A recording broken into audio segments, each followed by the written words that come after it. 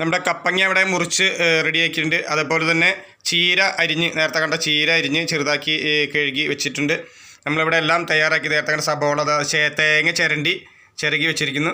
നമുക്കതെങ്ങനെ പാകം ചെയ്ത് നോക്കാം. കപ്പങ്ങ നമ്മൾ ആദ്യം വേവിക്കണം. ഇത്തിരി മഞ്ഞപ്പൊടിയും ഉപ്പിട്ട് വേവിച്ചത് ഇതുപോലെ പാകം ചെയ്തെടുക്കുക. ആദ്യം എനിക്ക് 2 മണി കടുക് ഇടുക.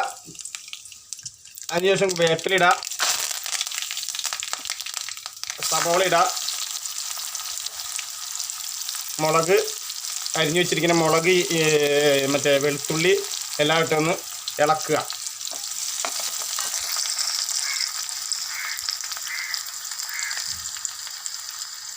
ഇതിന് അധികം മൊരിയേണ്ട, ഒരു പകുതി വഴറ്റി കഴിയുമ്പോൾ നമുക്കതിലേക്ക് ആവശ്യത്തിന് ഉപ്പ്, മഞ്ഞൾപ്പൊടി, മുളക് ആവശ്യത്തിന് ഇട്ട് കൊടുക്കുക.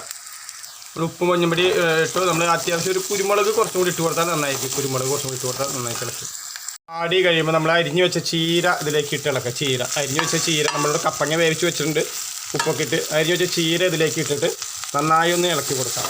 ഒന്ന് വാടണ വരെ ഒന്ന് ഇളക്കി കൊടുക്കാം. വാടണ വരെ ചീര ഒന്ന് ഇളക്കി കൊടുക്കാം.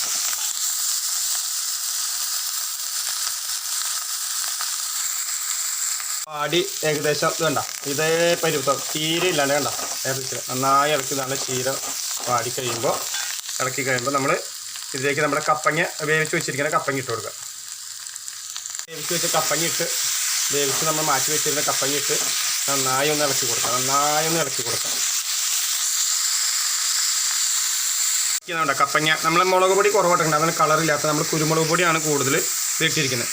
ഇതിലേക്ക് നമ്മൾ അരിഞ്ഞ് വെച്ച അതെല്ലാം ഏകദേശം പാകമായി നമ്മൾ ചിരകി വെച്ച തേങ്ങ ഇട്ട് കൊടുക്കുക. തേങ്ങ ഇട്ട് കൊടുത്ത് നന്നായി അങ്ങോട്ട് മിക്സ് ചെയ്യുക. ചീരയും റെഡിയായി. നമുക്ക് നമ്മളിത് വെക്കുമ്പോൾ മൂപ്പില്ലാത്ത കപ്പങ്ങ എടുക്കണം, അല്ലെങ്കിൽ മതിരിപ്പ് വരും. നമ്മളിനി ഇതൊരു പാത്രത്തിലേക്ക് പകർത്താം, കഴിക്കുക. നമ്മൾ പാത്രത്തിലേക്ക് പകർത്തി നമുക്കിത് കഴിച്ചു നോക്കാം. എങ്ങനെയുണ്ടെന്ന് നോക്കാം.